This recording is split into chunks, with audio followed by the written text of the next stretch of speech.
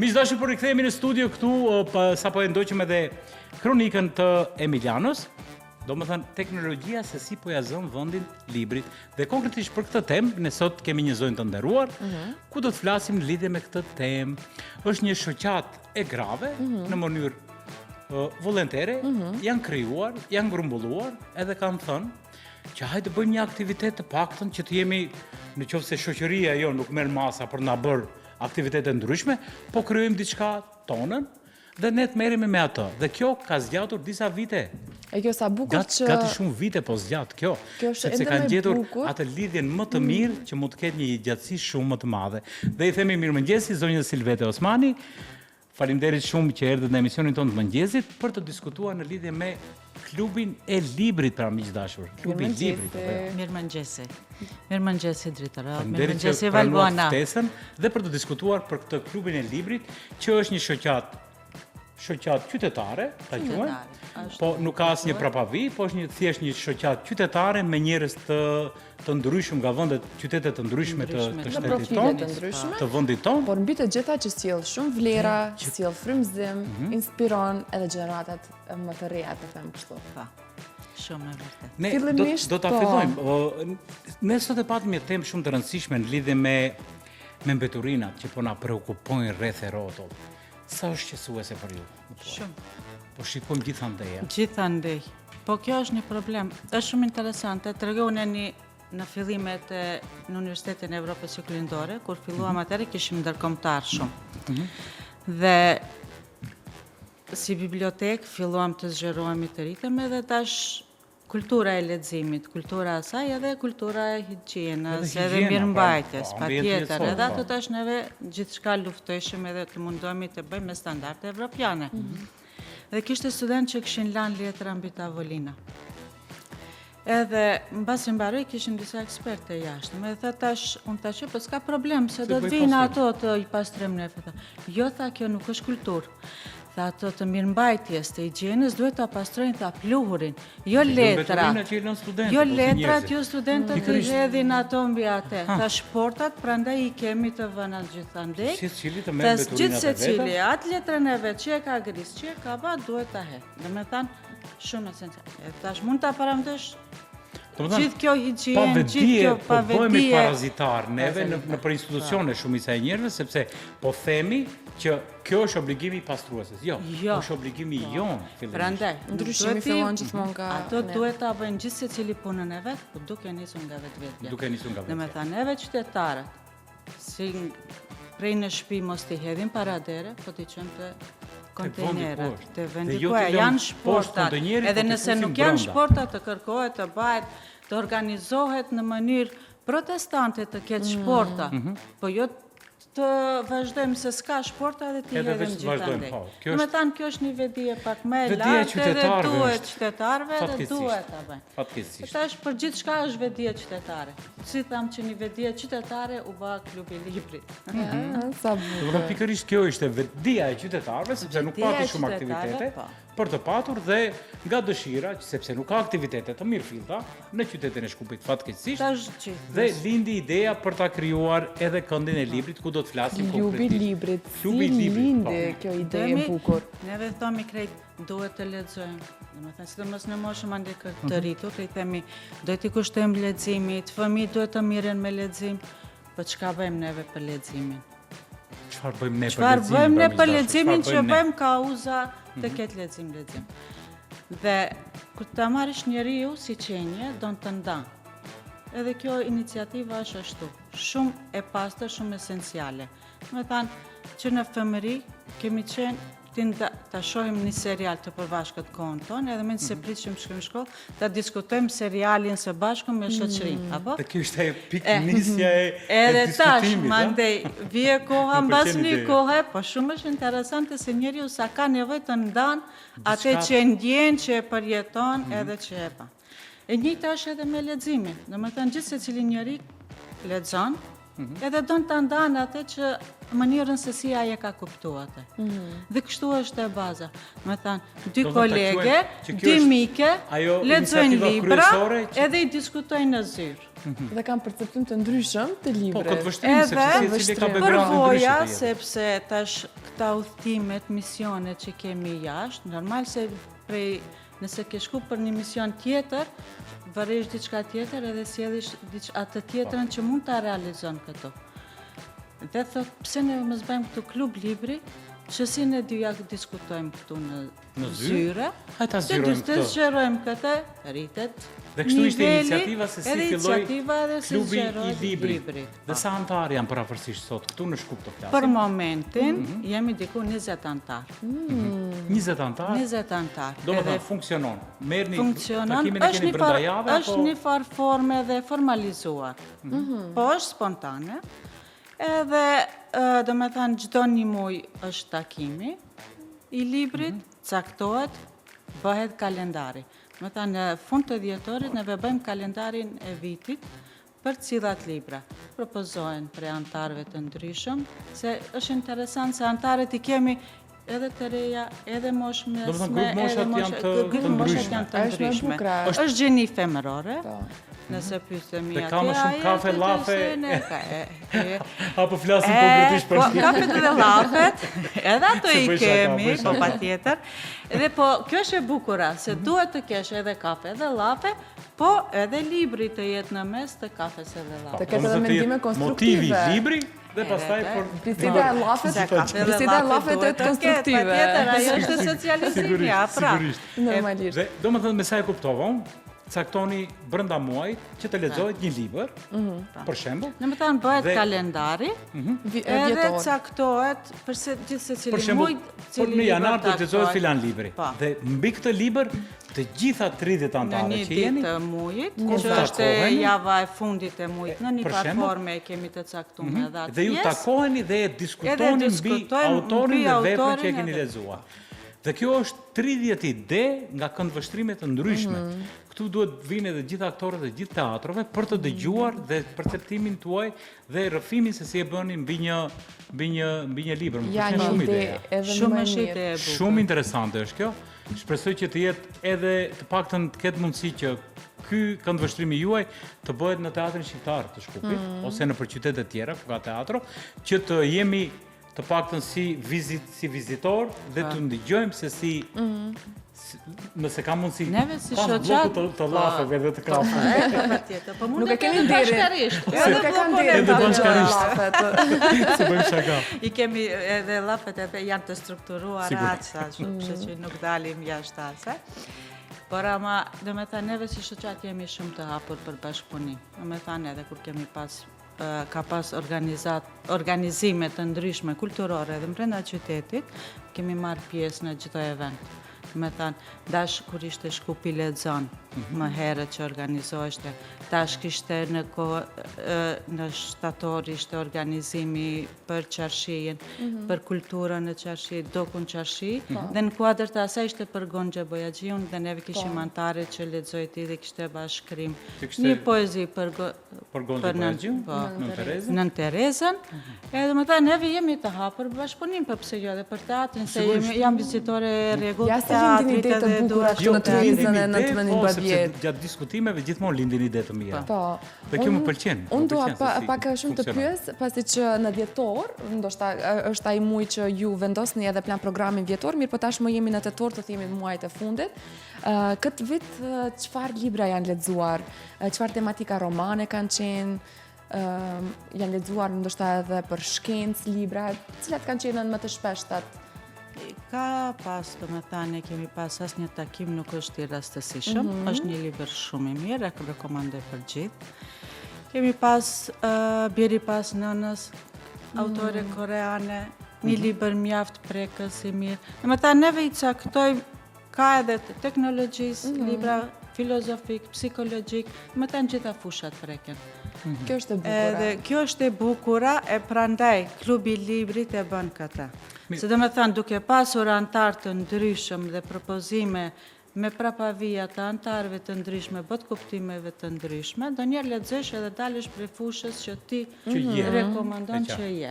Edhe lexon edhe zgjerohet dituria, zgjerohen bot kuptimet, ndonjëherë diçka ti kupton ndryshe dhe ai kupton ndryshe dhe ndoshta të pëlqen më tej përmendimi se sa ai e ka kuptuar, edhe kjo e ban atë pak. Do të kthej pak në kohën. A të kujtohet libri i parë që e keni lexuar në grup? Edhe çfarë ndikimi pati tek ju? Sepse jeni zonja në përgjithësi që diku njiheni, diku edhe nuk njiheni. Dhe është ajo stepja e njeriu, të shprehem apo jo. Por në qasje të parë jeni njohur paraprakisht më herët me shumicën apo jo? Shumica edhe njihen parafërsisht aty ndërmjet vjetit. Domethënë unë kur fillova aty, ato veç ma e kishin formu grupin dhe gjysmën e grupit antarëve unë i njihja edhe para se të bashkangjitem klubit. Dhe 2 antarë i njoftova pasi që a njihsha fëmijët si student që i kisha në universitetin dhe unë i jepsha libra për klubin e librit. Ata i huazojshin, pasi biblioteka jonë është universitare dhe është e mbyllur. Për të arritur dhe tek libra. Edhe ashtu, po tash nuk do më kujtohet, por diskutime ka shumë. Domethënë nuk ka hezitim. Tash ndoshta edhe pse është një gjini, ndoshta edhe më lirshëm shprehen gjithë, po të them, domethënë nuk ka libër në të cilën nuk ka diskutim. Sepse në çdo libër, secili gjen atë, zgjasin. Varësisht, domethënë kemi pasë, mbajmë në kohën e pandemisë, atëherë mbajshim edhe online, me Zoom. Mbajshim takime, vetëm ta mbajmë gjallë klubin. Edhe tash ajo kishte kohën e caktuar Zoom, 1 orë. Për të bërë diskutimin, e kishim nevojë ende të diskutojmë, kishim nevojë të shprehemi më shumë. E kishim të Nietzsches, si Ciao Nietzsche, si ishte ajo. Edhe domethënë kishim nevojë ende të shprehemi dhe vazhdojmë disa debatin edhe në Viber grup, sepse apo ishim të mbyllur atëherë krejt. Se është interesant, domethënë bot kuptimet edhe ajo mbresat edhe ato përshtypjet nuk kanë së mbaruar edhe mandej fillon. Ose pa ka raste edhe kur edhe çaj. Domethënë ka aq pjesë emotive në ndonjë libër që momentet kur shpreheni fillon me dënesë i gjithë grupi, ja? Domethënë të gjithë përjetojnë po të njëjtin. Kur jemi pikërisht tek të qash, të qeshësh, të disponohesh, ndoshta pak të mërzitesh, sa ndikon kjo aktivitet a ka efekte shëruese të këtë gjithë ata që marrin pjesë, për të gjithë ata që po na ndjekin, gratë që duan të jenë pjesë e këtij klubit, ndoshta është edhe si një seancë terapeutike, do thoja. Po, është shumë e saktë. Është seancë terapeutike, po është edhe seancë shumë produktive. Domethënë se ti edhe nevoja që të ndajsh se ka kafe llape, domethënë ti diskutojsh të njeriu ka nevojë për të flasë, të shoqërohet dhe flasish më tepër për gjëra të dobishme. Dhe ajo e mban nivelin, pa donjëherë edhe e ngrit nivelin. Pamandje është edhe grup edhe inspirues. Kemi neve aty antare që është tani ma veç 3-4 libra e ka që shkruan. Domethënë prej motivit, prej asaj që të prej shtytjes tonë që mund të për dëshirës që ka edhe një ditë do të bëhet edhe tani ma është e shkrimtare, e shkruan disa libra. Domethënë i ka të gjitha benefitet e mundshme që i ka. Interesante është çështja e librit, është një gamë shumë e gjerë për të diskutuar, shumë gjëra mund të diskutojmë, por tani po të themi që e diskutuam edhe para disa ditësh që libri e krijoi teknologjinë. Dhe sot teknologjia po ja zën vendin. E ndjeni këtë me që jeni edhe bibliotekiste në Universitetin e Evropës Juglindore? Shumica e librave po kalojnë në digitalizim edhe nuk e dia ka shumë student që kërkojnë librat fizik. Është shumë interesant kjo temë, po ja zën vendin apo jo? E ndjeni se sikur po zoventsohet me libra digital? Në një farë forme, tash nisem edhe prej asaj se domethënë kemi edhe familjar jashtë, domethënë Danimark fillon me gjithçka me laptop, të shkohet digjitale dhe tani u pa që është një rezultat jo bashkë mirë për fëmijët dhe tani kanë hek atë dhe po i rikthejnë librin. Do të thënë ishte eksperimenti dështuar ta quajmë. Deri diku. Po, domethënë deri diku ende njeriu nuk është ashtu që don ta pranon komplet vetëm teknologjinë.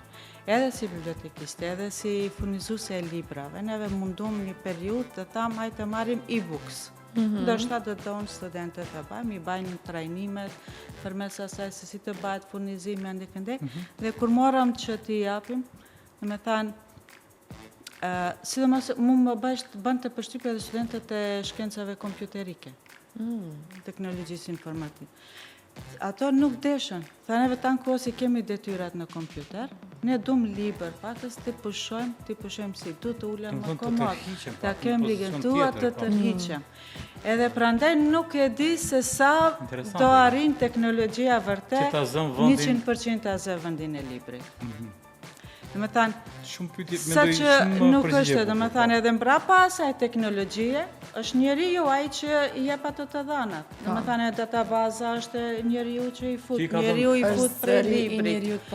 Pra, dhe me thanë, nëse rritën ajo. Audiobooks që ka. Andaj, audiobookset nuk është se u përqafun shumë prej studentëve, nuk është se u përqafun shumë. Dhe me thanë, ato i kanë si opcion, ekzistojnë si opcion, po përsëri e kërkon librin. E kërkon librin. Sa do të lexon anglisht, do të lexon edhe shqip. Me thanë, ndoshta ende nuk është ai brez që komplet do ta pranon teknologjinë si një burim të dijes. Po jemi në një fazë tranzicioni që njerëzit kanë më dyshje të mëdhaja tani më, ose po, që studentët e po. kanë atë, do t'i kthehemi, do ta marr informacionin prej librit fizikisht, do ta prek, do ta nuhas, ta shjoj dhe ta kryoj në imagjinatën time atë ngjarje që ka shkruar autorja, po do t'i kthehem kësaj duke qëndruar, për shembull, bën edhe ajo çështja fizike, ndodhet shumë, sepse duhet të qëndrosh për romane, si i don, domethënë libri. Si, domethënë nuk e ka notebook, domethënë ka forma, ashtu që ma lehtë ndoshta din të marrish vetëm atë dhe të lexosh. Por nuk është me numër të madh që atë e duan. Domethënë, ende akoma është ajo, ato që duan të lexojnë. Kjo është një informacion i mirë, sepse e përjetoni ju këtë. Po e përjetojmë edhe shohim edhe është një nevojë edhe që domethënë në çdo fund semestri kemi një evaluim edhe që bëjmë një pyetje, lëshojmë një pyetësor, edhe akoma ka studentë që e bajnë kërkesë librin fizik ta kenë. Dhe Silvete, të kalojmë pak diku tjetër tash të shkëputemi prej kësaj prej studentëve, po të kalojmë tek klubi i librit. Klubi i librit në Shkup, 30 antar. A keni ndjell atë virusin e leximit nëpër qytete të tjera? Keni punkte të tjera, domethënë punkte të themi, shoqata të tjera qytetare që mund të funksionojnë edhe nëpër qytete të tjera të Maqedonisë, apo jeni shpërndar gjithandej nëpër klub të librit ka edhe po ka edhe në Kroaci, sa e di unë një koordinatorja e klubit të librit Sonja Mërgime ishte, bani një ashtu hapje, ka në Gjermani, tash nuk i di sakte edhe krejt, po do me thanë jemi të shpërndarë. Në Maqedoni po se po, është edhe në Kërqov, se di tani atje sa funksionon, po e di që ka, është në Gostivar, është në Tetov klubi librit, është në Struk, është edhe në Diber.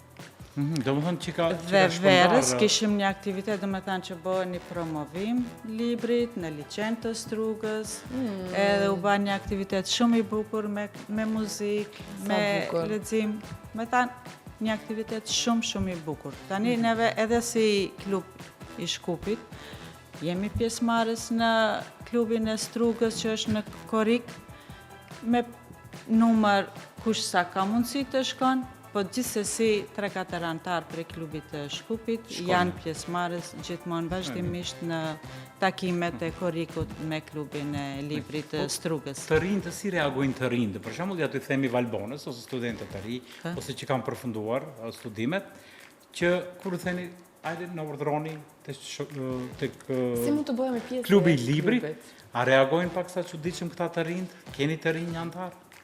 Kena të rinj antar. E pranojnë mirë apo jo? E pranojnë mirë, po ndoshta akoma janë ma të shpërndar me obligime të ndryshme me atë dhe ajo forma e takimit çdo një muaj ndoshta hezitojnë për asaj edhe se. Mirë po kemi dhe mënyra se si mund të antarësohen është shumë e lehtë, neve kemi në Facebook profilin tonë dhe gjithë aty shkruajnë. Neve kishim janë interesim edhe një djali të ketë si a kemi se aty desha të dalë. E pash. Si ndjen të diskriminuar për një gjë që nuk janë të lejuar. E kam fjalën vetëm thjeshtë, por derisa bëhet fjalë se libri duhet na bashkon të gjithë. Besoj që e prishin harmoninë. besom. Pikërisht këtu, okej, kjo është shumë në rregull. Po unë mendoj se atë mund edhe ta bëjnë edhe vetë, nëse më vërtet unë. Apo? Pikërisht. A pajtohesh? Pajtohem, plotësisht. E Bëre tash. vetë. Le ta bëj. Bëni edhe më mirë bëre.